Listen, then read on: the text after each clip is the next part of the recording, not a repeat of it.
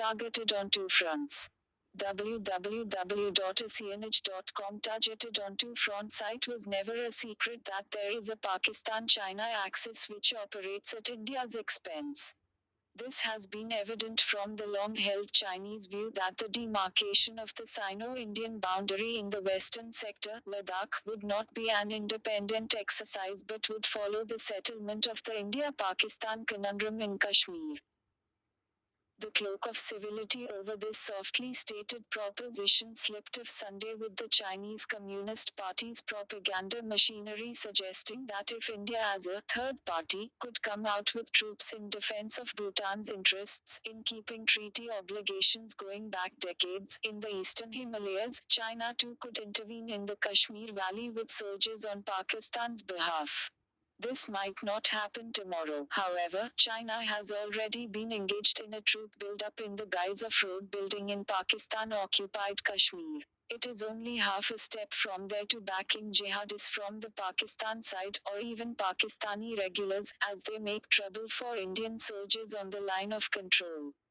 Taking full advantage of the military standoff between India and China on the tri-junction with Bhutan, the Pakistanis exploited Hizbul Mujahideen commander Burhan Wani's death anniversary on July 8 to aid the freedom struggle in Kashmir. Pakistan PM Nawaz Sharif and Army Chief Gen. Qamar Javed Bajwa both made deferential remarks about the slain Wani as Pakistani troops shelled the Lok, drawing a sharp Indian response. Let's face it, a two-front war is closer to being real than we think. For starters, this calls for a policy to bring internal tranquility to the Kashmir Valley. Comments visit website. Invest more into Keep India No One.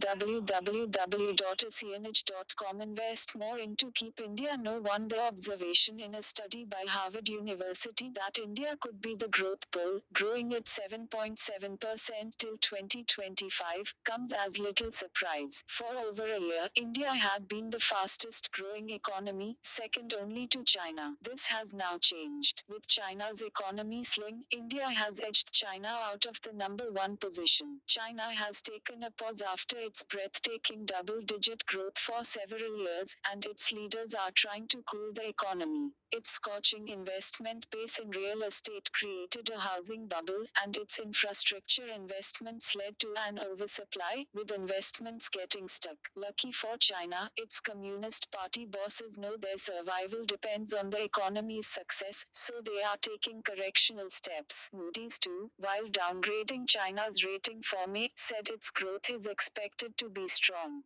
The tailwinds for India are very favorable for sustained growth, with the devastating impact of demonetization behind us and the goods and services tax yet to reveal its full impact.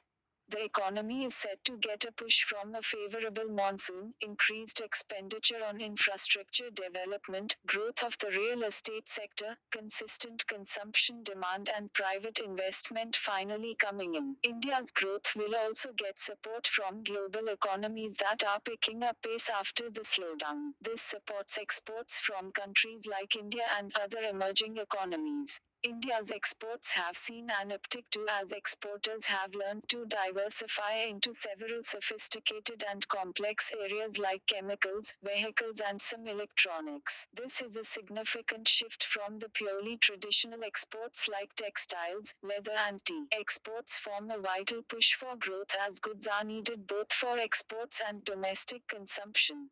Interestingly, industrial output for April grew by 3.1%, up from 2.8% in the earlier 4 months, according to one report, fueled by the government's push to infrastructure and intermediate goods.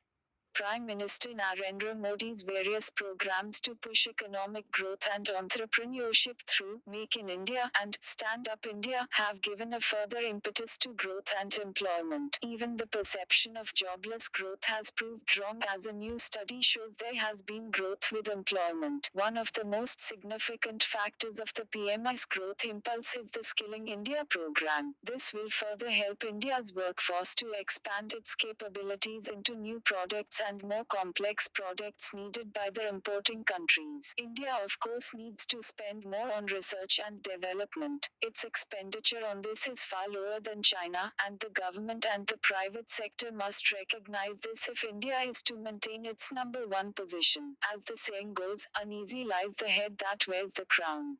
Comments, visit website.